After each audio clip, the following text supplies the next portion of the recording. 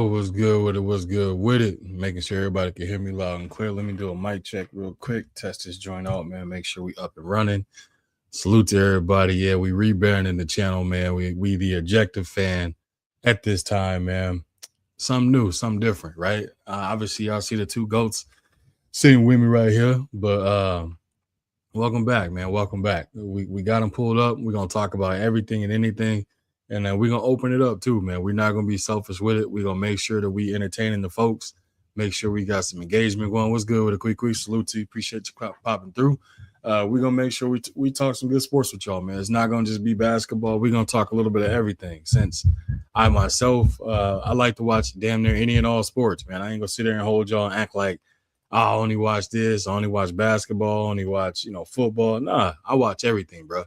Everything, basketball, football, boxing, UFC, track, obviously the Olympics when I have an opportunity to, but hell, I even found myself watching tennis at one point, man. One of my favorite tennis players, obviously outside of the Serena sisters, was Rafa Nadal, man. So it's like for me, bro, I watch everything. I'm a sports junkie. At the same time, I'm very appreciative of each and every sport that is out there. So I'm just making sure I got everything pulled up on my end, man, so I can go ahead and jump into my little topics I wanted to talk with y'all on, man. Let me see here, man. Give me 1 second, y'all. 1 second here. Just making sure I got everything I want for y'all real quick. Make sure I get that pulled up real fast. What's good with it, Just Do? Salute to you, bro. Salute to you. Appreciate you coming through. Yeah, man, I had to hop on this joint, man. I was like, you know what? It's time for me to talk a little bit of everything, man. Show what this rebranding is all about. I'm going to touch on a little bit of everything. I got some topics. Got them all written down here and everything too. Get this set up right here. My bad, y'all. I got multiple screens going on. So you see me looking over here, I'm getting something else set up. So y'all don't mind me. If y'all didn't know, y'all don't know much about me. I'm a tech head, man. I love technology. So Y'all gonna see me fidgeting and messing with some stuff, but I mean, y'all rock out with me. Y'all bear with me. So starting off right out the gate, man. Again, appreciate y'all coming through. Appreciate y'all welcoming and coming into the new rebranding of the channel. Again, the objective fan. I'm gonna give y'all some objective takes. Only bias I have, man, is being unbiased. That's it. Everything else is just we're gonna keep it a buck, all the way around the board. So we're going to talk about it, man. So we're talking about the latest and best topics, right? So for me, right out the gate, obviously, y'all know I love the NBA, so I can go right out the gate. Who is the favorite to win the NBA title? I've had a few people on behind the scenes hit me up on this, saying, hey, who you got winning the title this time around? Do you see OKC repeating? Do you see a dark horse coming out of the East? Do you see it coming out of the West, like somebody else? What you think? I'm like, bro, it's still extremely early as of right now. And people were saying, hey, that's a cop-out. Nah, this is the thing we got to know, and the thing you got to understand is when it comes to the NBA, the healthiest team always wins, right? And right now, bro, we're seeing a bunch of injuries happening left and right on different teams, big names being out, missing a substantial amount of games and things of that nature. But who do we have winning as a favorite coming out for the NBA, right? You got to give OKC their respect. Obviously, they won it last year, so you got to automatically put them right back in that tier because it wasn't as if they wasn't beating teams. It wasn't as if they wasn't actually going out there and putting teams into the dirt. OKC is a solid, good team. What's good with it, Thomas? Salute to you, bro. Appreciate you coming through, man. OKC is a solid, now veteran and championship pedigree team. So you got to throw them out and just get them that respect, right? You look at, let's say, Denver. You see Jokic, Jamal Murray, Aaron Gordon. Can they string it back together and put it back together? At the same time, they look extremely vulnerable. I'm going to have to go with, if I was to give them a rating 1 through 10, thinking that the odds of them, I'd probably say I'd give them about a 5.5 maybe. I ain't going to count out Joker and them boys. My Lakers, again, everybody in this joint should know I'm a diehard Lakers fan through and through. I've been a Lakers fan my entire life, so can't nobody come in here and say, oh, you a fan of LeBron, you a fan of Luka. None of them, neither one. I've been a Lakers fan when we was riding high with Kobe and Shaq all the way to the point where you had Lonzo and that whole group. I still was rocking out with them, bro. I'm just not delusional about my fandom. So with me, I'm gonna give my Lakers squad, man. I'm gonna give them a 5.5, 5.5 as well, man. Only reason I say that is there's still some gaps. We're very beatable in a few different ways, and I can list them ways, but I'm definitely not about to give nobody no game plan on how to beat my team. But at the same time, bro, like they a team where I literally could look at and be like, I can see us winning, but at the same time, bro, it's gonna be extremely tough because we rely heavily on Luka. Then right behind relying on Luka, we rely heavily on who? This guy y'all see right there to well, that be my right, but for y'all to my left, LeBron. We rely on him too much, bro. LeBron, 120 years old. You expect him to literally go out here and give you a trip dub. You expect him to literally go out here and be able to produce like he did in 2018, 2016. Nah, bro, we're not gonna get that. We're not gonna get it. Let's be realistic about it. We're not gonna get it. So for me, I'm just like, all right, 5.5, because if Luka LeBron is healthy, if my squad is knocking down shots like they're supposed to, if they doing what they need to be doing, then we have an opportunity. We have a chance because you got Luka, who is one of the best players in the league at putting the ball in the bucket. He playing a little bit of defense, so he's shuffling them brick feet he got. He doing a little bit of everything for us right now, right? So I go there. Then you got Aiden, who is so far with him playing, he's made me into a semi-believer that he's revamped himself, but to some degree, I still don't believe in Aiden wholeheartedly, man. I don't look at him like Aiden's that guy. Aiden's my center. He's gonna get us where we need to get to. Hell no. Let's keep it a buck. Let's be honest. No, absolutely not. So I go 5.5. 5.5. Who else we talking? Clippers? Nah. Um San Antonio, absolute dark horse. That boy Wemby is, man. Bruh, Wemby gonna be, and y'all see the two goats I have next to me. One of the or two of the multiple goals I have next to me. It's a thing about Wemby, bro. When he in the game, he is an automatic game changer. When he leaves the game, that team becomes mediocre. And it's very dangerous to teeter that much on relying on the person that much. And I'm gonna knock on wood, you never know what can happen. But at the same time, man, when you putting that much stress, responsibility, and tension on the young player, it's a great possibility they may end up injuring themselves. I hope that don't happen. I don't wish that upon nobody. But at the same time, let's be realistic, man. When you out there, when you are the absolute difference maker, best player for your team, young, and you want to play like damn near every single minute of every game, you putting yourself at a high risk. And obviously the fact of him being 7'4" and moving the way he's moving and doing the things he's doing and playing as aggressive as he is they teetering on a slippery slope, man. They better be easy. But for the Spurs, if they make it into the playoffs, bro, I'm bumping them all the way up to a 7.5, 8 as a potential threat to come out of the West, dethroning the Thunder and things of that nature, because they already beat the Thunder, if I'm not mistaken, man. Y'all can chat, correct me if I'm wrong. They done beat them 2 or 3 times. I believe twice. I know for sure twice, but I think 3 times. And they're the only team that's done beat them consecutively. In this season thus far. They done dropped some games. We all know that, but they also the only team that's been knocking them off left and right too. So we're gonna keep that a buck. My brother Thomas said, "Me too, Nick Van Exel, one of my favorite players of all time." Yeah, bro. That's why my fandom stands back all the way for the Lakers, man. Nick Van Exel, Eddie Jones days, Campbell, all them guys, like way back in the day. So when people try to tell me, like, bro, again, you only like them because Luka LeBron, man, hey, you can kick rocks with that, bro. I'm not even a LeBron fan. I'm not a LeBron hater, but I'm not a LeBron fan. I'm gonna keep it a buck with y'all. And I got them 2 up there because people see that and hold on, man. Hey, they just background noise right now. We all know that sparks an argument. So if anybody want to talk about it, I'm open to that conversation. Quee said he almost Picasso's age at this point. Yeah. LeBron 219 years old, bro. Playing in year 3000. LeBron is just, hey, he a freak of nature, man. That's the only thing I can say, freak of nature. But who else we got in the West, man? Let me actually pull up. I'm gonna pull this thing up too because I wanted to make sure I had this up. Let's see, Western Conference. I don't know right out the back of my head, man. So I'm gonna pull it up for y'all right away. Let's see. So Western Conference, you got Thunder in the 1 seed, Spurs in the 2 seed, Rockets with KD. They're a dangerous team, but I don't really see in them being that team that can come out of the West. Unfortunately, I mean they can make some noise. Don't get me wrong, but I just feel like it'll be a lot and a load to put on KD to try and figure that out for them. My Lakers is in the 5th seed. Timberwolves, another dangerous team. Hey, the Wolves got everything. They got everything they need in order to scare any team in the league, especially if you're playing in the playoffs. That boy Anthony Edwards, certified dog, like certified dog. Like it don't even make no sense how big of a dog he is, man. Absolute dog. So let's see what else we got, man. Suns, hell no. No disrespect, but no. Suns is not coming out of the West.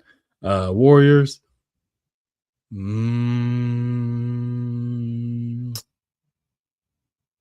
If I remember right, I think they without Jimmy, so I'm gonna have to probably say no on that one too. Outside of that, bro, the West is cooked. West is absolutely cooked. I hop over to the East.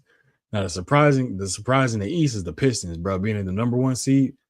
Did not see that coming. Celtics, they all right. They all right. Knicks should be much better than where they are.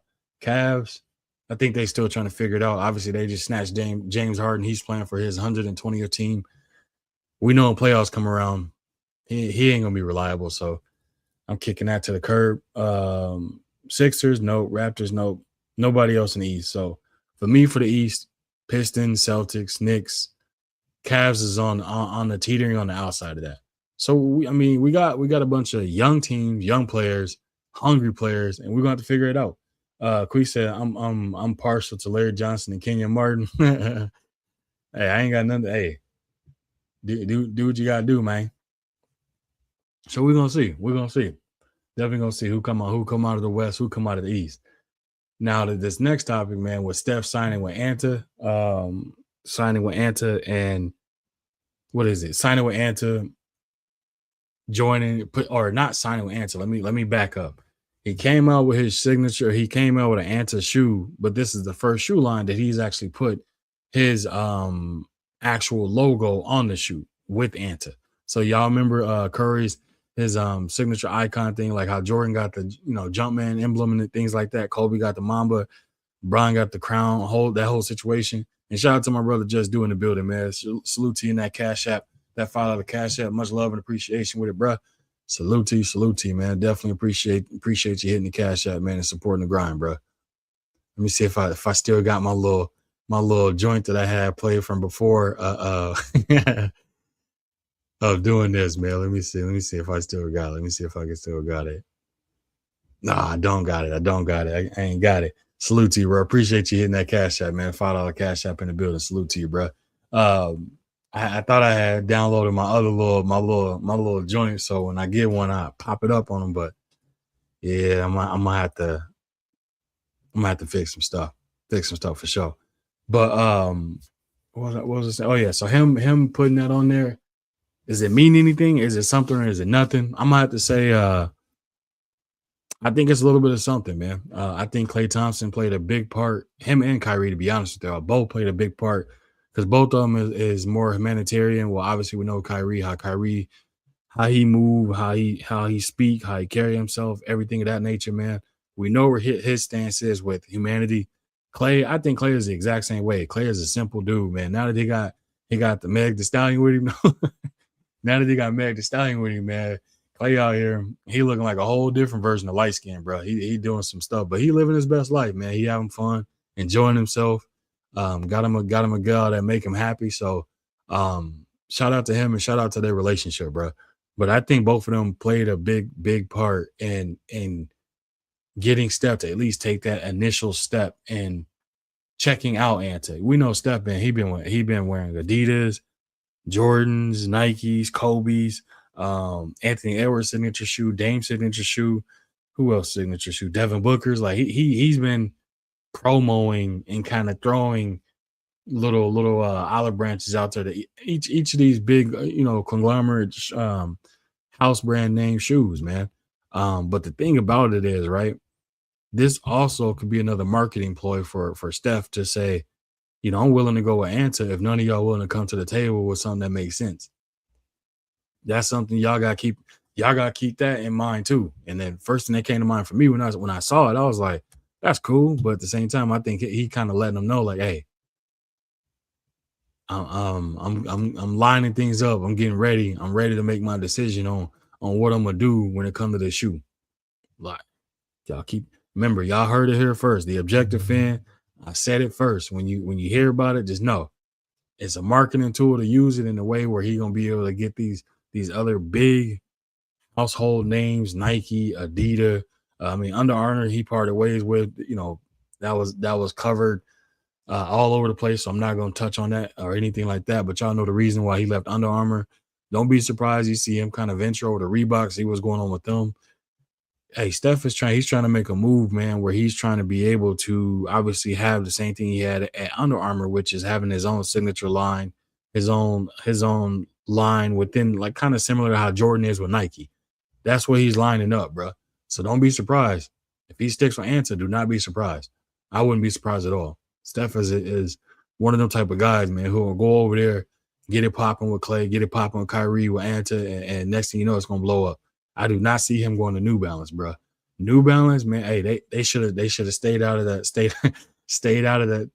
Take your bid out of the basketball game for New Balance shoes, bro. Absolutely not. You might as well go play in some goddamn loafers or some Pro Wings if you're gonna play in some New Balances. Y'all, pardon me, man. I gotta take a sip of this tea. Man, throat killing me, man. But yeah, y'all. Yeah, Queen. Like I'm, I'm telling you, bro. Like yeah, he better stay away. Anybody that want to go hooping New Balances, hey, just know right now, you might as well schedule a doctor's appointment. You're gonna have. No, I'm just kidding. I'm just kidding. I'm just messing with New Balance, man. New Balance don't sue me for defamation of character, none of that. This is all jokes and entertainment. But your shoes is trash though. Absolute trash, bro. But we're gonna move on, man. So we got Giannis. Giannis potentially staying with the Bucks, right? Is it something? Is it nothing? Hinting at, we need more. They wouldn't got Cam Thomas, which is not enough to sway Giannis. But Giannis is such a loyal dude, man. I spoke briefly on this before. If Giannis does the same thing KD does, he's gonna be all good. What I mean by that is KD gave the Minnesota Timberwolves everything he had and then some. And what happened when KD said, or not KD, KG, when he said, I've given y'all all I can. It's time for me to go elsewhere. He goes over to the Celtics and win a chip. And the Minnesota fan base celebrated for KG as if they won a chip. That's pure love because they know he gave everything he could and then some. And the case and being within the situation with him, that's what they're gonna have to do, bro. They're gonna have to do that. They're gonna have to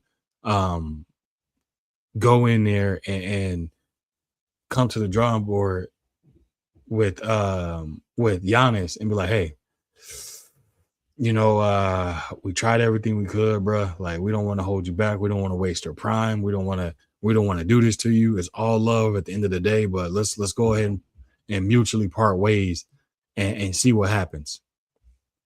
Y'all keep an eye out for that. Don't be surprised because they're gonna accept the team with the best offer. They're gonna look for a team to send them somewhere, not to do them dirty, but at the same time, they're gonna definitely want to do what's best for the organization first. And with Giannis, bro, any team is gonna want Giannis. Any team is gonna be throwing the entire book to get him. It's just a matter of who can put the best package deal together to grab him. Yeah, for me personally, if I'm gonna be honest with y'all, me personally, I think Giannis is up out of there next year. I think he gone. That's just me. I don't see them making a deep playoff push with this team. I definitely don't see them winning a championship, but I don't see them making a deep playoff push. Giannis is too good of a player, too competitive as an athlete to want to keep getting bounced in the first or second round of the playoffs. I kid y'all not. Let's just say this. If they don't make the playoffs, he's for sure gone. If they make the playoffs and get bounced, first round, he's gone. If they get bounced in the second round, it's a 60-40 chance he's gone. For me, all three of the ways he's gone. Unless they win the championship, that's the only way he's staying. I don't see that happening, but if they don't win a championship, he's gone. Y'all let me know what y'all think in the comment section on that. And again, if you're catching the replay on that, comment. Hey, I respond to each and every one of y'all every time. Y'all already know. Next topic after that, man. Is this LeBron's final year? Are we gonna see LeBron come back and play year 44? um, as as good as he's looking right now and the type of basketball he's playing, I know for him, he would love to take some time to be able to spend time with his family, go vacation, go do other business ventures and things like that he's doing. But for me, at the end of the day, for him, I think he gonna play one more year, and I think he gonna go somewhere where he want to be able to have fun. Now, a lot of people, it's a lot of rumors out there talking about he might be going back to Cleveland because he see what they got going over there and stuff like that. He didn't. Y'all got to remember, LeBron done been playing in this great Los Angeles weather. And he been living in this great Los Angeles weather for some years now. You really think he gonna trade that in to go back to Cleveland where it might be -20 on one day and then 45 degrees the next day and 80 the next day and then raining for a week? I don't see it, bro. I don't see it. I think if he go anywhere, because I honestly, if I'm gonna be honest with y'all, if he goes anywhere and if he leaves the Lakers, the team for me right at the gate, that's the number one. I think he might go to the Warriors, and I would go Cleveland number two. If he leaves, he's not going back to Miami. That's not an option. If he leaves and goes somewhere, it's gonna be the Warriors or it's gonna be Cleveland. If he leaves, heard it here first of the two. I think I pick Warriors first, and then I pick Cleveland second. If he leaves, I don't. We'll have to wait and see. Y'all let me know what y'all think in the comment section on that. What y'all think about that? Y'all think he gonna go? If he goes, where y'all think he gonna go? Y'all let me know what y'all think. Switching over to football, man, just because again, like I said, I'm gonna tap in on everything, anything, and then whatever y'all want to talk about, bring it up in the chat. I'm willing to talk about anything and everything, man. So let's keep it going. So what we got? We got Pat Bev, right? Thomas said I can see him in Cleveland next year. And that's what I'm saying, Thomas. It's a good chance, bro. It's definitely a good chance. Don't get me wrong. It's definitely a good chance that he does go back to Cleveland. Y'all give me 1 second, man. Hold on 1 second.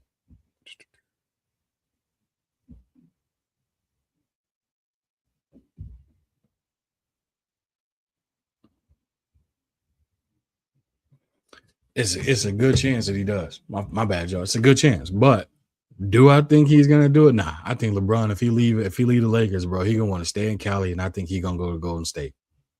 My take. Um, but for football though, just real quick, I know the Chiefs done won. What is it? 3 chips over the past six years. But for some odd reason, just this weird feeling, bro. Like, does it seem like the Chiefs or Pat Mahomes' reign is kind of coming to an end a little bit? Do y'all think the league has either caught up to his style of play, or have players been so advanced with the fact that these NFL players now are so fast and so shifty, they're able to keep up with Pat Mahomes and his ability to play make and his ability to extend plays? I said, "Go Hawks!" Hey, shout out to you, Thomas, man. Shout out to you. Hey, that was domination, bro. That was domination. That reminded me of Legion of Boom type ball being played out there, bro. Like that. I'll say this too. That Patriots corner, I think it was his name Gonzalez or Rodriguez. I can't remember his name. Whoever that corner was, that boy can ball. Whoever that corner was for the Patriots, he can ball. But the Seahawks, yeah, bro, that looked like Legion of Boom. That looked like Legion of Boom for sure. Thomas said my Seahawks will be in contention again. I can believe it, bro. They look damn good out there. I'm not gonna lie to you. They look real good out there. Thomas said, but the Chiefs are on the decline. That division they in is getting better. Yeah, bro. And that's why I wanted to talk about that. Like, I was watching it and I'm just looking like, man, the Chiefs, though, again, over the past 6 years, they done won 3 chips, right?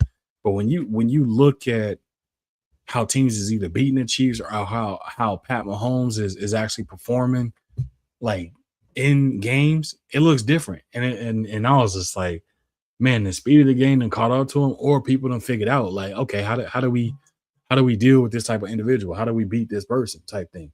And I was like, I think they done figured that out. So for him, it's just looking like it's tough sledding out there for Pat Mahomes right now, bro. And he be running. Hey, Pat Mahomes be running like he gotta go take a boo boo or something, man. I don't know what the hell be going on with him, but he be scrambling like he gotta go boo boo. I be like, man, what the hell? But yeah, man, the Hawks, but them Seahawks was shout out to you, bro. Them Seahawks was out there. They was on one. Like I said, that remind me of Legion of Boom, what I was watching. And I'm not even a Seahawks fan, but I can watch a game and enjoy both perspectives of it. I can watch it and be like, I don't have a dog in the race, but at the same time, like I'm enjoying what I'm seeing because we're seeing high level football being played, high level basketball, high level anything. I just enjoy being able to watch it and objectively look at it and say, like, damn, they doing this. This is what they should be doing. Well, this is what I think they should be doing. But a lot of people can't do that, bro. If it's not their team or not playing or something like that, I can understand and respect it. But for me, I just love sports, so I can sit there and watch it. Like I think it was a few years back when I was talking to y'all, man. I was watching the game. I was watching like the what was it? The Hornets and the Hornets and the what's that? What's the team that was just bad? Let me take a look, man. Because I had an example in mind for y'all. So I was watching like the Hornets and Nets or Hornets and Wizards game, right? Who the hell is watching the Hornets and who the hell is watching the Wizards? They don't even watch them damn selves. But I was watching the Hornets and Wizards game because I just love to watch, right? And people gonna say, well, you watching bad basketball, you watching terrible basketball, that's not good. But when you watching certain teams play like that, bro, like you getting to kind of learn and see who's on the upside, who's on a who is going to be a legitimate player because they're getting those minutes that they wouldn't get if they were playing for one of these big market teams and things like that. So for me, that's how I look at it. When I'm watching these games and everything. So the same thing in NFL, bro. I'll watch a 1-7 team versus a 0-6 team or something like that. I just to see it because it's like they might be getting beat by some of the top tier teams, or they have some tough losses where they miss a field goal, costly turnover at the wrong time, stuff like that. It's like that; those things happen. But if you going out there, bro, and you just getting the nose blown off you by 40 or by 30, you getting blown out damn near every game, then it's like, nah, we got to have a conversation about what this organization is doing. There got to be some changes from the top down. We got to do something.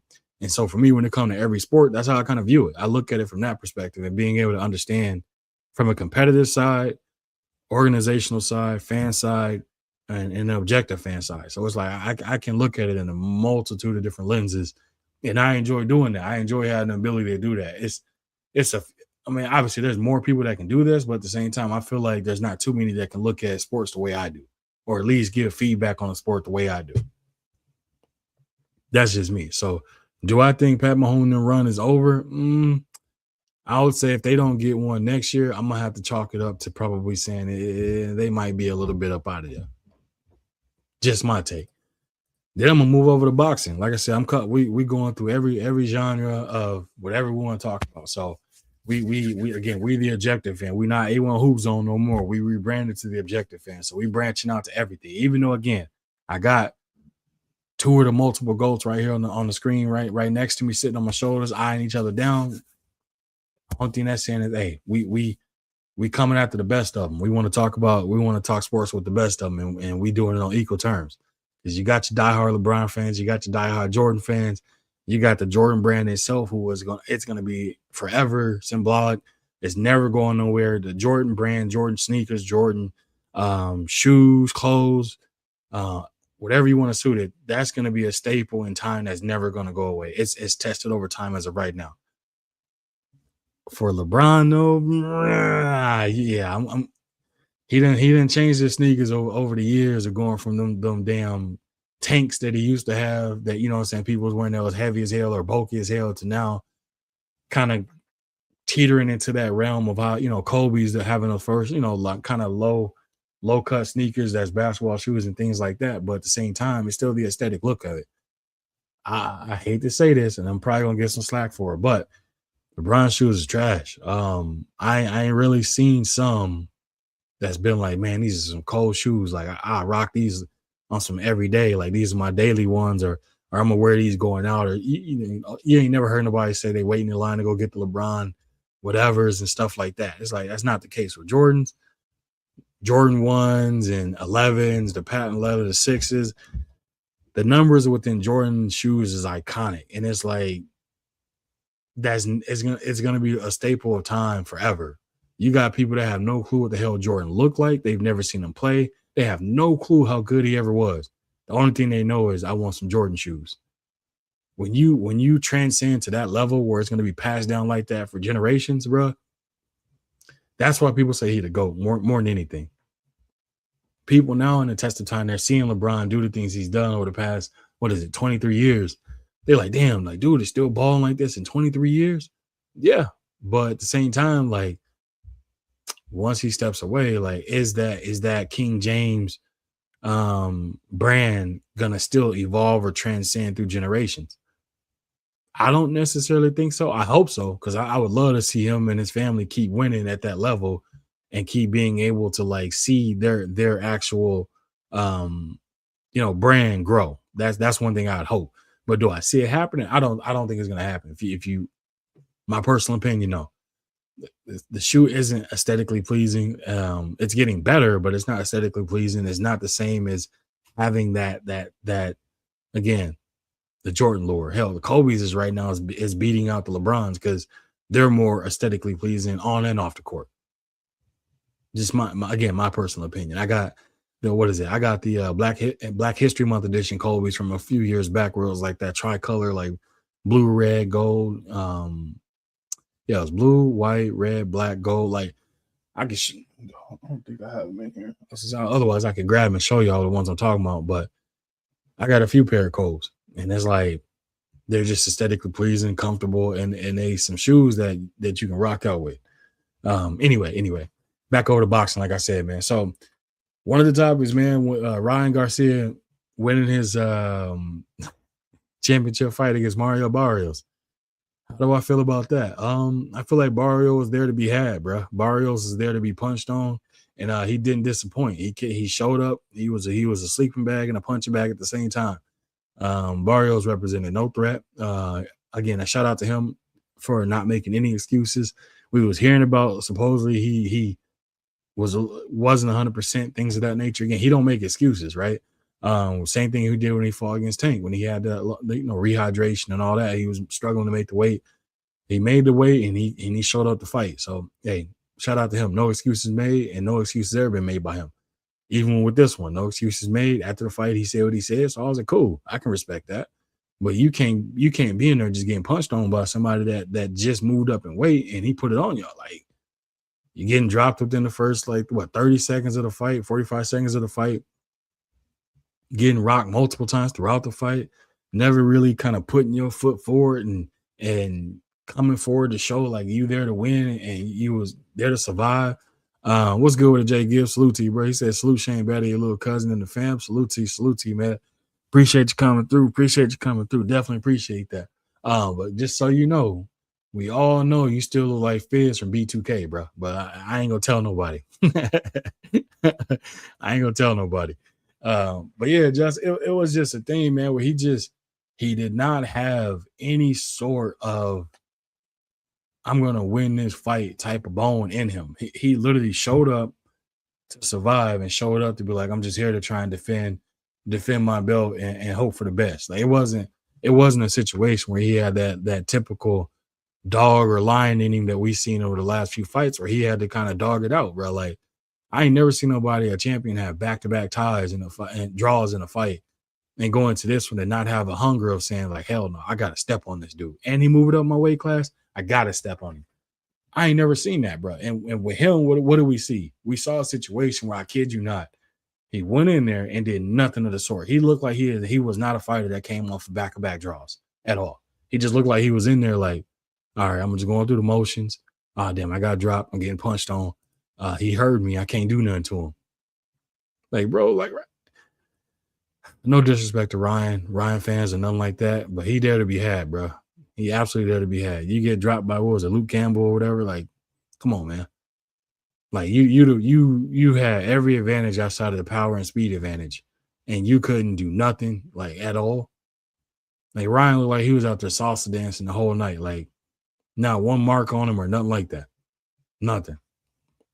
Which again, shout out to Barrios. He didn't make no excuses. He didn't say nothing like that. But Just Dude said he stood there to get punched on, had no sense of urgency at all. He was like a damn statue. And I'm telling you, bro, like he literally wanted no parts of trying to engage, even when he knew he was down. He was like, nah, I'm not gonna press the gas. Nah, I'm not gonna put myself out there to get knocked out. Like, bro, you didn't even get knocked out against Tank. You just got stopped because you got knocked down multiple times. It's like you gotta do something, bro. And Joe Goosen was like, bro, he was over there begging him, like, man, something. Chris said, now I just took a phone call and come back and Jason. Yeah.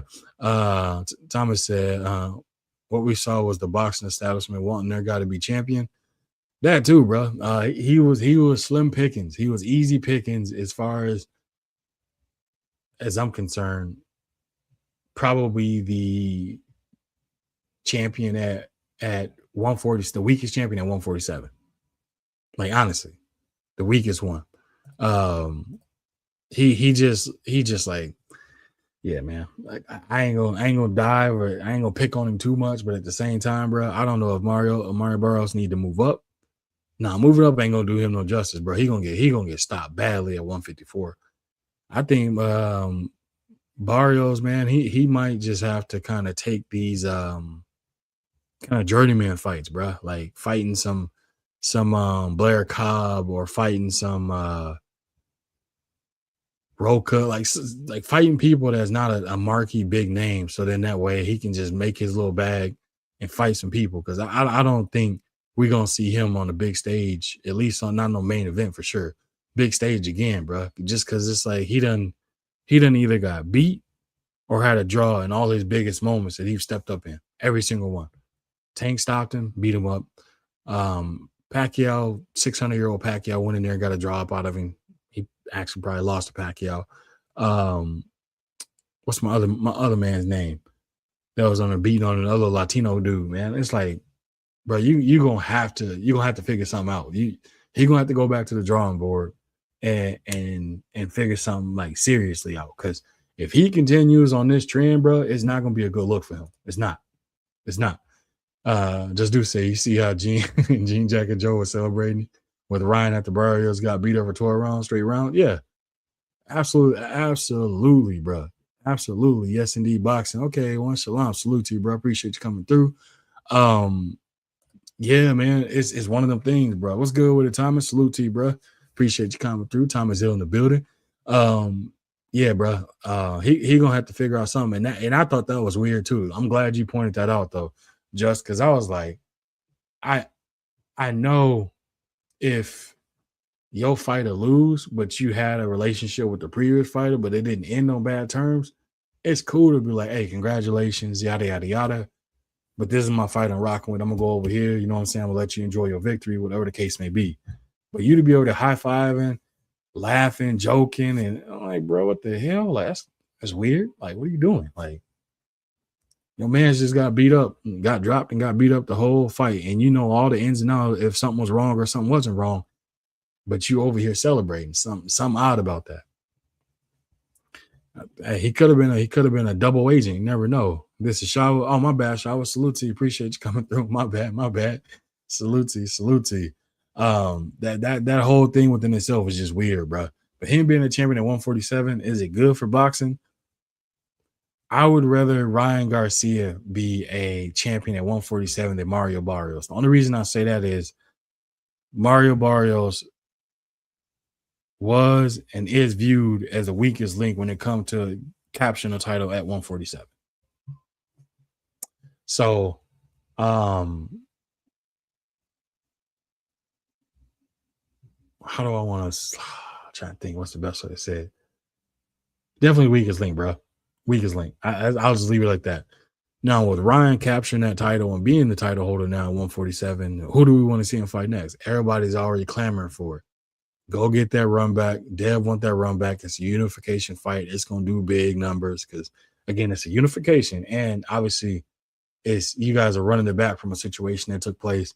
And, you can't unsee what you saw. But at the same time, you want to see it again if that was a one-off scenario, though. You need confirmation. So that's what we want to see. But is he going to do it? Just said Jean Jacket Joe grabbed Ryan by his waist like he was about to slow dance. His zester levels was like, hey, shout out to Just, bro. Yeah, I wasn't gonna say too much, but it definitely was some weird stuff, man. Definitely was some weird stuff I seen where I was like, bro, I was like, what the hell? Like, man, you treating this dude like, you know what I'm saying? It's kind of weird, but definitely weird. Man, y'all, hey, y'all give me 1 second, bro. Give me 1 second, man. I gotta check on baby boy real quick. Y'all give me 1 second. I'll be right back. Y'all don't go nowhere. 1 second.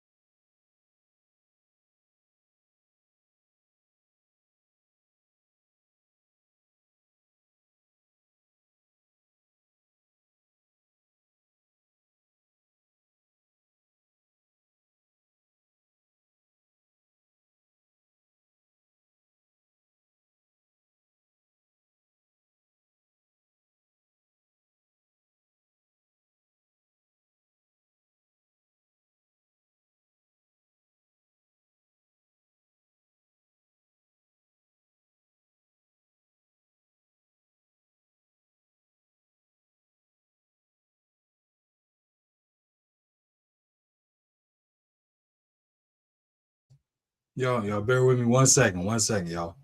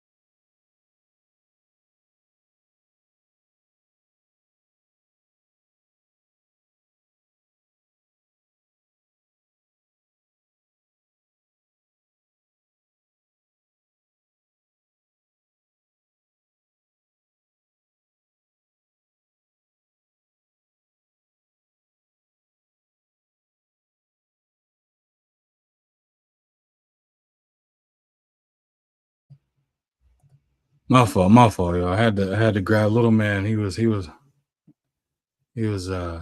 going at it.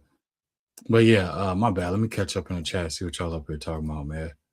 He said we need that run back for sure. Yep, exactly. See what else we got here, man.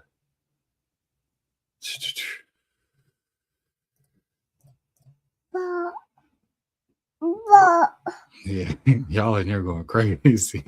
Not much of a meeting at 3 in about 20 minutes. So I have to be easy.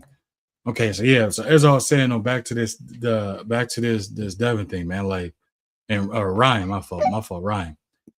As I was saying, like, yeah, they gotta have that run back, bro. You gotta run it back. Him being a champion at 147 is better than Barrios being a champion at 147. Do I like Ryan Garcia? No. I know, baby. See ball? No, I don't. I don't care for Ryan Garcia one bit. But at the same time, bro, like, it's definitely one of them things where we got it. We got to see it. We got to see that run back. We got to see if it was a one off. We got to see if it was a situation where Ryan that Ostrin had him like boosted to the gills and things of that nature. We got to see it. We got to see it. So it has to be next. The only thing that I have an issue with, right, is that Ryan already knows if he's saying he want to go beat Devin, all this and other stuff. It's like, bro, that fight is there to be made and very easy. Again, it's gonna be a what? I know, baby. I can't give you that one. You can't have that one right now, okay? It's gonna be for sure a 2 titles on the line. So again, why can't that be made? And there ain't no reason for that fight not to be made. He calling for Shakur Stevenson at 144, or he willing to fight Shakur next and all this other stuff. Ryan Garcia, if you fight Shakur Stevenson, you're gonna get beat, right? You probably gonna still be champion at 147, but you're gonna lose. You're gonna go into that Devin fight and do what? cheat again. I mean, if you wanted some sparring work, maybe you could hit up Shakur, but I don't think Shakur gonna spar you because he's not gonna try and get you ready for Devin. That's not gonna happen. Just a shout out to the young king. Yeah, this Theo, man. This kid just Shaw said no one wants to see that mess. Ryan and Dev is it. Exactly. Because if he go fight Shakur, I'm putting my money on Shakur. And it ain't and people are like, well, Ryan got a left hook, he got the speed. When Ryan throw his left hand, that's like similar to my son right here throwing his right hand, bro. It looks very weird. Yeah, it looks slapping, or it doesn't look right when he throws the right hand. To me, it don't look right. We all know he got a hell of a left hook and things like that, but Shakur not gonna be there for none of them. Yeah, he not gonna be there for none of that. And Shakur is going, bro. It's gonna be all bad for Ryan Garcia's brand if he fights Shakur Stevenson and he loses badly. He's right now. Ryan Garcia is here. Devin is also here. That fight, people are up here because they want it. They need that closure. They need that confirmation of, did what we see last time, even though it was ruled a no contest, was that real or was it fake? That within itself is already a selling point that's going to sell that fight. Again, and you got two champions that's going to be fighting each other. So that's the second storyline. So it's like multiple storylines and angles they could go at marketing that fight to make that happen again. Who do I have winning if Dev and Ryan was to run it back? I'm going with Devin. And people are going to say, you tripping? You didn't see him get out of the way of that left hook? Guess what? You know who remembers that left hook? You know who remembers everything about that fight? Devin Haney. You know who's not going to make that mistake of trying to please fans and give fans what they want to see?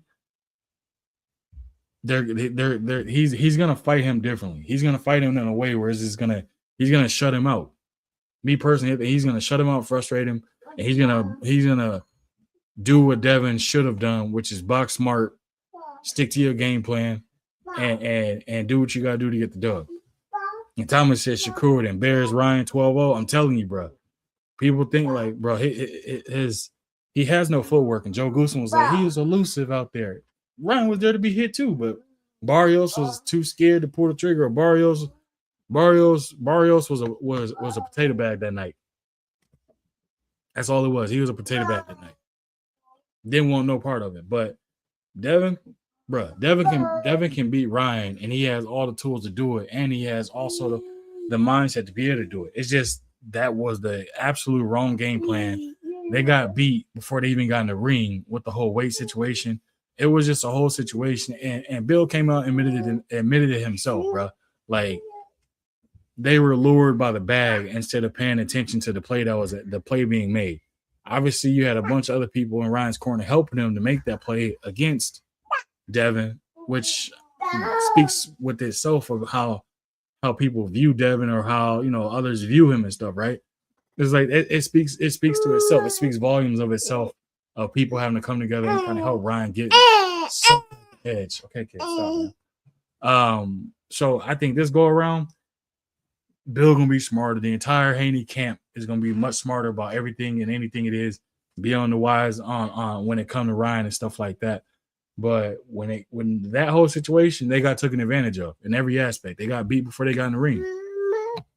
Plain and simple. Obviously, we saw the cheat situation, or the results came out after in the blood work and stuff like that. We saw all of that, but that stuff only does so much, and a lot of it had to do with Devin Haney's plan that night. Barrios should be arrested for impersonating a world champion. Hey, that's a fact, bro. That's an absolute fact. He definitely should be. What are you laughing about, Stinky Butt? What? Okay, here. You can go get it. Go get it. I agree with that. I agree with that 100%. That he should be arrested, because that was so lackluster. Like, and a lot of people are gonna say, "Oh, Ryan made him look that way." Nah, Barrios just showed up to look that way, bro. It wasn't Ryan. You give Ryan credit where credit is due, but that was also a situation where Barrios just wasn't there for winning. But the next fight got to be Dev versus Ryan. It's at its peak. Everybody wants it. Everybody wants to see it. It can sell itself. You ain't got to do too much marketing of it. If you go to fight Shakur, you're gonna lose, and it's gonna hurt your bottom line. Point blank, period. But again, him being a champion at 147 is better for the sport than Mario Barrios being a champion. There ain't no way you didn't come off back-to-back draws against a 200-year-old, and then you turn around, have another draw, and then you sit up here and you get washed by somebody that was moving up in weight. Like something ain't right. Stop it. And as I told y'all, I think Mario Barrios gotta no. I think Mario Barrios gotta go back to the drawing board, and they gotta look over his whole career and make a tough choice, bro. They gotta make a tough choice. Thomas said that boy wanted his shine, man. Yeah, my son, he's just trying to grab everything and do everything here, man. He's supposed to be asleep, but nobody heard him crying. Like where I'm at in my house, I could hear him. And I was like, all right, I'll go try and put him back to sleep. So I just went in there to try and put him back to sleep, but he could hear my other two little ones running around like in the room right above. So he was like, nah, I'm not going back to sleep, man. So now I just put him here with me. Thomas Hill said, nah, he need to retire. He wasn't sounding too good afterwards. Yeah, bro. And that's the thing. And people are gonna say something, oh, you didn't call for this person to retire because they got beat worse than he did and stuff like that. Nah, it's Barrios' performance in a vacuum, bro. Like his last few performances just they have not been it. Not been it at all. Even against Ugas, it was just one of those situations where it wasn't like a top performance type thing. And if I'll be honest, I can't even remember the last time I can say like, oh, Barrios put on a clinic, like he was dominating this person. I can't. Somebody in the chat can absolutely correct me, but I don't remember or recall a time where I can say he dominated somebody. I don't remember. Don't remember. What are you doing? Come here, bring daddy. What do you got? Come here. Bring here. You can have it back. I'm just gonna tighten it so you can't open it. There you go. But yeah, my bad, y'all. We can. What are you now? 15 months old, big head, running around and grabbing stuff. Kid is tall, man. But yeah. Anyway, so with him again, I think it's a better situation to have Ryan as champion because at least one thing I can definitely say about Ryan, drug cheat or not, this dude done fought everybody. Meaning he done fought Tank, he done fought Devin, he done fought Rolly, he done fought what's the other man's name? Or now he trying to fight Shakur. He trying to fight like he is willing to make big fights happen or do whatever it takes to fight a big name fight. What are you doing? Okay. That's one thing I can say about him. That's one thing he will do is he will fight. He will, put himself in a situation where he's having big fights. He will do that. I'll give him credit for that. So I think we're going to see the Devin Haney fight next. If we don't see it next, if he goes and fights Shakur, he's going to lose. And if he loses, it's going to be all bad for his marketing and all that, his brand and all that. Because ain't nothing he can say. He can't say he weight drained because you're 3 pounds less than where you already fought at. Yeah, you'll have a potential rehydration clause and all that stuff. But at the end of the day, like the way you lose can kind of dictate your future from that point. If you lose on a hard-nosed, tough fight, crowd can rock out with you. But if you out here if you get absolutely blasted and dominated, it takes a mental toll on you and everything. Like how we gonna see how T.O. gonna bounce back from being dominated by Shakur? His response, I'm going to 147. Bro, if your dad is already asking you, where's your power, bro, and you got to hit him and all that at 140, what the hell are you going to do with them people at 147, bro? What is you going to do with them? It ain't going to be good for you. Thomas said, good lie, bro. Got a Zoom meeting in a few. Salute, chat. Appreciate you, Thomas. Appreciate you coming through, bro. Salute to you, man. I'm trying to get these joints more regularly. To talk about all these different. What are you doing? Talk about all these different. What do you got? Come here.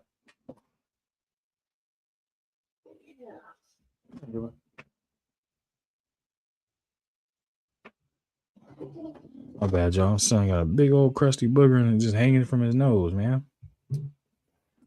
Hey, don't put that in your mouth, kid. No eating. No. Yeah, for sure. And so My bad, y'all. My son is just home. He over here just doing. If only y'all could see what this dude is doing, man. Y'all probably can hear him, but he over here going crazy. T.O.'s food at 47, absolute fact. I don't see him. I mean, he can probably beat Barrios, maybe. But anybody else, Stanionis is gonna mop him. Dev definitely gonna mop him. Who else at 147, man? I mean, he can go up there and try to get what's my man's name? Blair Cobb, but hell, don't be surprised if Blair the Flair go out there and put it on him too. So I think T.O. should probably just go back down to 135, to be honest with y'all, man. I don't think he should be at 140. I don't think he should be definitely not going to 147. Yeah, I don't think so. And then speaking of that, I guess I can trend this right into this next topic, man. This Shakur and Devin, are they truly disliked by the public, or are they just, you know what I'm saying? Like, people look at it and they think, like, are they disliked, or is that more of a villain standpoint? So them seeing it where they think you can see two potential people go on a Floyd Mayweather-esque type of run. And what I mean by that is you have one where it's like, you know, hate him or love him, you're going to tune in to see him. You're going to tune in to see him, and you're hoping to tune in to see him lose. Both of them fighters got that. Both of them got it. Because people want to see Devin lose. I've never seen in my life, like, your own people rooting for your downfall. When he fought, when Devin fought Ryan, I've never seen so many people celebrate the loss of a young black man in my life. I've never seen it. Like, they were, what are you doing? Absolutely celebrating that no contest happened. Like, oh, like, that's crazy. Get out of there. All right, out. Nope. Get out of here.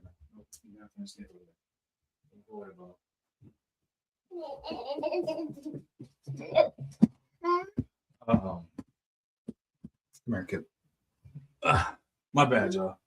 My bad. I had to snag this kid. He was already trying to run over somewhere he shouldn't be. But yeah, man. I think, and Shaw would say, yeah, that mess was disgusting. Yeah, and it's like I've never seen them celebrate something like that before in my life. I've never seen a situation where everyone is rooting for his downfall of this young man because they dislike his daddy or something like that, or he poses a threat to their favorite fighter and stuff like that. And I'm just like, bro, what the hell wrong with y'all, man? Like, where is your sense of morale, or where the hell is where's your moral compass at? Like, come on, man, we got to get it together. And in the case and situation when it comes to what even with Shakur, like, everybody want to see him lose because he's that good. And what I mean by that is he has the ability to throw an absolute shutout for an entire fight and make it look easy. They hate that. So what do they say? Oh, he's a runner, he's a track star. Okay, cool. Last time I checked, boxing is a sweet science, right? Well, no, he gotta stop somebody. So moving the goalposts, boxing is boxing. This is not called knockout. You do what you have to do to go in there and win. Yes, you want to be entertaining. Yes, you want to have the ability to be like, oh, you know what I mean? Like, I did this, and this. But at the end of the day, the bottom line is you want to walk out a victory in all your faculties in order for you to be able to survive a sport where you're getting punched on the face for a living. No, kid. See?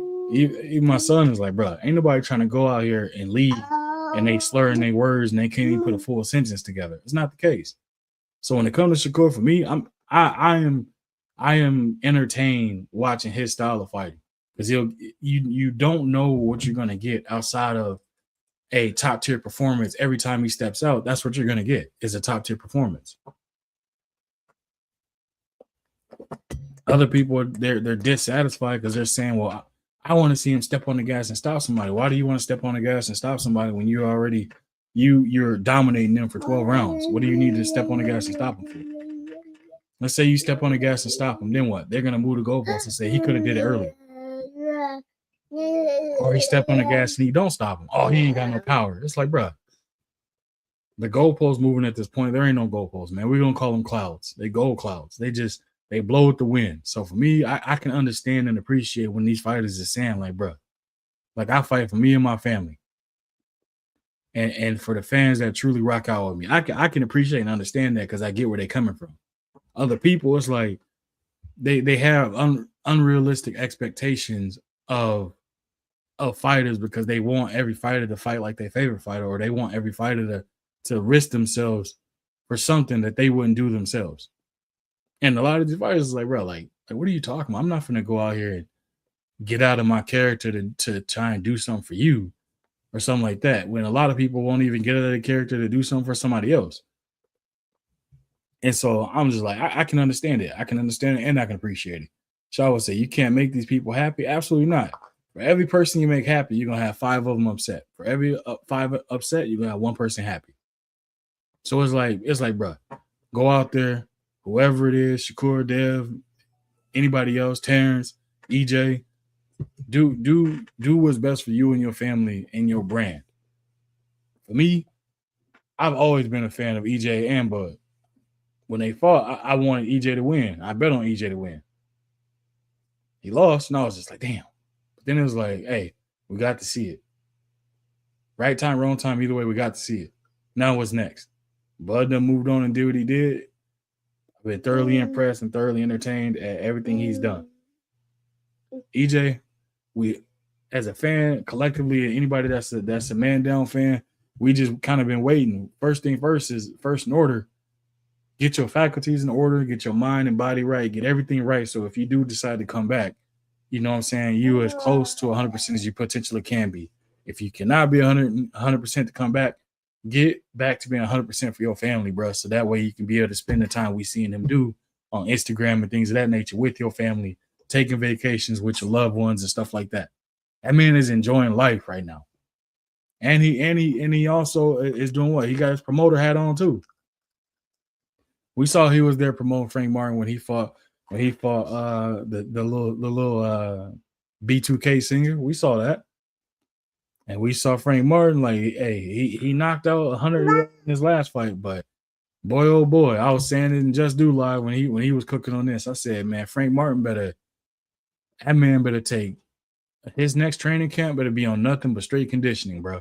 Because if he get in there with somebody like again, we saw him in there with Tank, it was gonna be a 12-round fight, right? But we saw him gas out. We saw him gas out in this Nahir Albright fight. If he get in there with a fight and he's talking about he wanted to fight Shakur, bro, Shakur is gonna take that man in deep waters and drown him twice. Frank got to work on that conditioning, bro. He gotta figure it out. I don't know what it is, and it reminds me a lot of Caleb Plant, where every time it's hard for them to catch their second win on the back end of the tail end of the championship rounds, bro. They just gas out, and he one of the ones where he just gas out. Yeah, you can look at the muscles and all that, but you also have an opportunity to work on your conditioning, bro. Like if you focus a whole camp on conditioning, I think he'll be all right. He got the boxing acumen and everything to be able to make adjustments, the ring IQ, things of that nature. But you can tell when he's sharp and fresh, he's dangerous. When he gets tired, it is very like evident that he is like completely tired. He's washed. It's super obvious. So for me, I'm just like, man, they got to figure out his conditioning. They got to do something. Shaw said Nair is crafty, strong, and really underestimated to a degree. That's true, but also I think a lot of it ties into Frank Martin conditioning, because when you look at the first half of that fight, Frank was touching him up, like he was getting to him and he was handling business and he was looking good at what he was doing. He was implementing his game plan perfectly. But then, as you saw, when they started dipping into the later rounds, what'd you do? You drop it? When they started dipping into those later rounds, what did you see? You saw him start doing what? You saw him literally start fading off, winging punches having no steam or no pop on it, lack of head movement, no footwork, ducking and dipping to the exact same time or at the exact same spot at the exact same speed. It was very like obvious. And it was just like, if that was a 12-round fight, bro, he would have got knocked out. He would have got stopped. For sure he would have got stopped. But they gotta figure out his conditioning. So I would say he really should have been turning the hair early, used angles. Yeah. And It's just, again, his conditioning. He was trying to save some in the tank because he knew that it was going to probably go deep into the fight, but I don't think he knew he was going to be in a dogfight at that altitude. Understanding that part, I don't think he knew that. But go back to this. Like I said, back to this Shakur and his dev.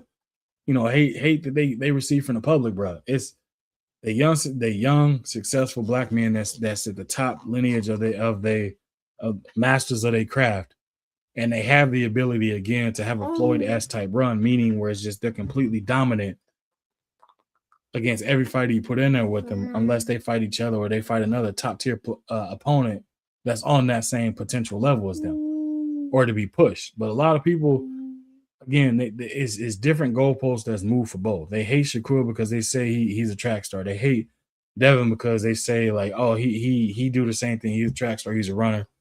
He don't go for finishes and things like that. If you look at Shakur last fights, bro, he been standing right in the pocket, right in front of him. If you look at Devin, what he did to Brian Norman Jr. and then what, like, bro, Devin he literally exchanges when he wants to, and then he boxes, and then exchanges when he wants. He mixes it up. But people don't like that. They want people to literally just be, I want you to be a fighter that's on the hunt 24/7 every single fight, and I want you to stop him. Okay, cool. That's your preference of the type of fighter you like. But at the end of the day, like, that's not what you're gonna get out of people that are pure boxers that prefer to use the sweet science to get the victory. You can't sit there and call them anything outside of the fact that it's boxing. They're not your favorite fighter. It's that simple for me, at least.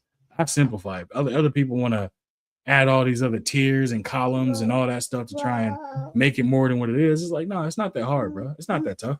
It's boxing, right? If every fighter was the same, people would be bored seeing the exact same thing.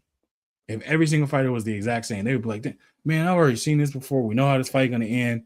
This doesn't make this fight any more entertaining or any more suspenseful, because we know that this person is just going to bull rush this person. We know this person is just going to, be on the front foot the entire fight, not setting up punches or nothing like that, just winging punches, hoping to get a knockout and stuff like that. That's one thing that I can literally sit up there and say that I look at and I say, man, I can appreciate these fighters all doing it with different styles. They say, what is it, styles make fights and things like that. I can believe that, because, like, I can appreciate there being different styles. It's not that hard. A lot of people don't do that. A lot of people want to criticize and critique with a fine comb of you know what I'm saying, defecating on a different fighter that fights differently than their favorite fighter. They don't know how to keep it a buck in the standpoint of understanding, like, everybody's not going to fight the same. Everybody's not going to be the same. Everybody's not going to do the exact same thing. That's just me. Y'all let me know what y'all think in the comment section on that. But that's just me. Last little topic, man, and then anything else y'all might want to bring up or anything like that. Stop. My bad, y'all. Well, we're trying to open doors and stuff. Floyd versus Manny. Floyd Mayweather, Manny Pacquiao 2. How do I feel about it? Hey, man, I don't know what would make. Let me see what y'all would say. She said, "How old is baby one? Yeah, there needs to be a variety. We already deal with unpolished fighters as it is. He's 15 months. This kid is big though. That's the only thing. That's the only thing. This boy is big. What are you doing, man? I'm messing. Yeah, he's 15 months. He's just really big. But Floyd Manny too. I don't know, man. I don't know if reports coming out saying Floyd need the money, reports coming out saying Manny need the money, or Manny been saying for years he wanted to run it back. Manny wants to get his get back. Floyd is just saying it's going to be the same outcome. We can fight 100 times, I'm going to beat him 100 times and stuff like that. Do I think it's going to sell? Yeah. Manny got the whole Philippines behind him. People are going to buy that fight. And also people are going to buy it because they want to see Floyd lose. They want to see Floyd lose at any and all costs against anybody. They don't care if it's an exhibition. They don't care if it's a real fight. They want to see Floyd lose no matter what. Come on, baby. Stop. Do I think we're going to see it? If the rumors is true that Floyd is down and out and down bad on some money or need money, I think we will, because that's why we're hearing about him supposedly going to be fighting Tyson in April. That's going to be a big little money grab of an exhibition, because we've seen how Mike could have turned it on against Jake Paul, but he didn't. So that's something we're going to see. Shaw will say, okay, my grandbaby just turned 1. She's busy too. I'm cool with Floyd and Manny because they're from the same era. Yep. I'm cool with it too, because it's gonna sell. Floyd didn't always sold, and I know it's gonna do numbers. But for me, I'm just like, man, Floyd better hope Pacquiao don't catch him with something slick and he get dropped or he get stopped. Bro, that man's ego, he ain't gonna be able to handle nothing like that, bro. Y'all ever see y'all gonna see a crash out of a y'all gonna see the first crash out of an elderly man in boxing ever if Floyd loses.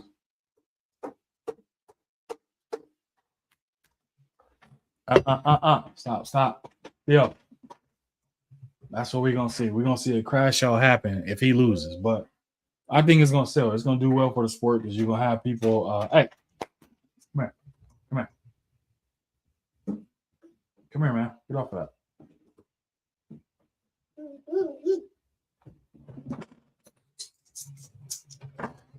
Y'all gonna see people like, what is it?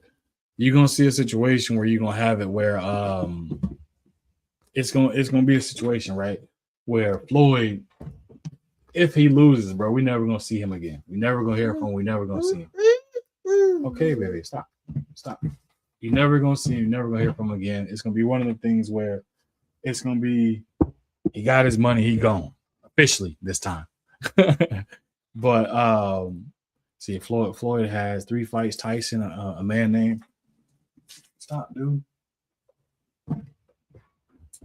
A man named Zavitas in June, and then Manny in September. That's the busiest I've ever seen him be. So, hey, and I guarantee he probably gonna make like at least $50 million per fight, at least. Said Congo, Athens, Greece, the Sphere, and in Vegas. Yep, he don't like you speaking on. Yeah, man, this kid, man. But yeah, Floyd, man.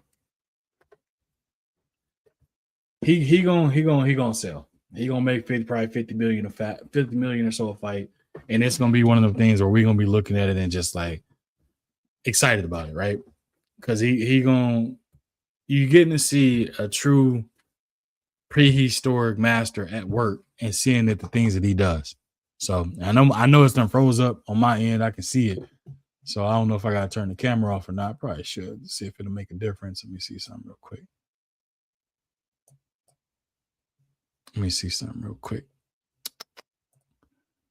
All right, I'm gonna turn the camera off because it done froze up. And y'all see the old avatar? That was me and my son making the same. Like he was younger, really, way younger, making the stank face. But yeah, man. So can't wait to see it. We gonna see what happens. See how Floyd looks. I think he's gonna go out there and look like he's always looked, slipping, boxing smart, doing what he got to do to win. And it's gonna sell. I hoping for all them brothers to make it out that fight with all their faculties in order. Nobody get damaged. They make it home back to their families. Real simple. But for Floyd, this man lifestyle, bro, he got to change some things, man. He got to do something different, because it just is. You can tell his lifestyle catching up to him. Shaw would say, "You think Manny going to get him this time?" Nah, I think if anything, since Floyd done been in there with him once, we've only seen Floyd have a rematch twice or maybe one time when he fought, what's my guy name? Everybody that thought he lost to it, he rematched him and made it look easy. Like having that prior, like he gonna make every adjustment he need to make. But I think Floyd might try to step on him this time, while understanding like the angles, the pop, and all that stuff. I think Floyd gonna try to step. I think he's gonna try and step to him. Would I be surprised if Manny caught Floyd with something and managed to What? Managed to get him up out of there, anything like that? I'd be highly surprised, but at the same time, at this age, and we haven't seen him like that and stuff, it's quite possible. It's always possible. But I don't think the boxing world or Floyd's ego will be ready to see something like that. That's for sure. But y'all let me know what else y'all got in the comments, man. That's all my topics I wanted to touch on. Did basketball, football, boxing. Definitely gonna keep cooking on a multitude of different things and keep covering other things, other sports too. So anything y'all got in the comments, man, y'all let me know. So I'm definitely opening it up. Definitely want to chop it up for a little bit longer. Then I'm gonna go ahead and get out the way. Stop, son. Get out the way, and then I'm gonna get this big head boy something to eat and kick it with the family, man. So y'all let me know what else y'all got for me.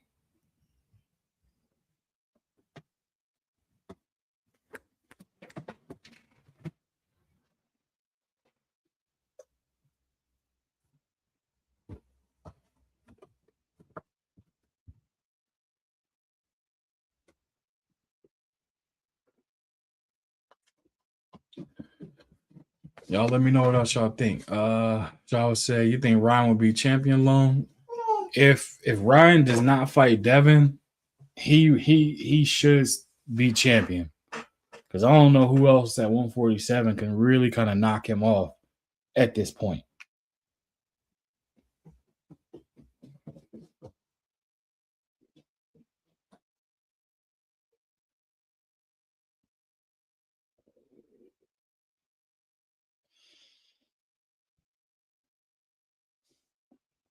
That's my quick take. I don't see who else can beat him at 147 besides Devin. Everybody else, I think he had a good opportunity to beat him. Charlotte, so what are your thoughts on the super welterweight division?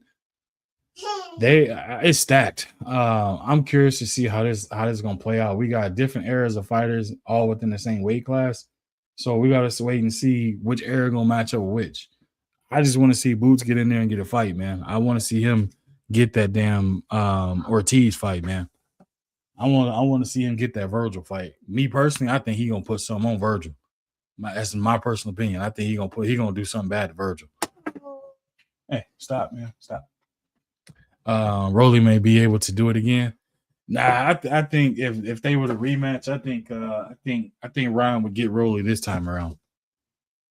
Even though he's familiar with him, I think he'll get him. I don't think Ryan will go in there and take it for granted like he did before. I think he'll go in there and do what he need to do to get Rolly up out of there, or just to beat him. Rolly is there to be beat. We didn't see what happened to Rolly, so I'm very curious to see how that'll work too. Chelsea, yeah, Boots gotta work. I still want Boots and Charlo. That's a good fight, man. I don't think Charlo gonna take that fight coming back for sure because he gonna get stopped. He gonna absolutely get stopped if he take that fight. But we're gonna have to wait and see, man.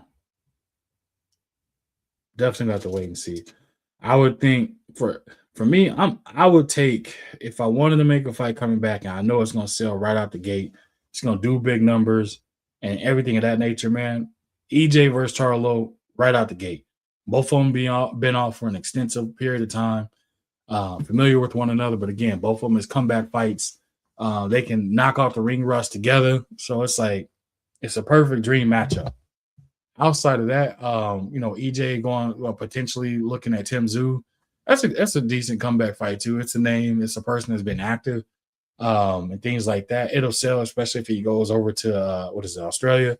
So, or I mean, EJ sells if fight here in Dallas. So it's up to him if he want to make it Dallas bound or if he want to go to Australia.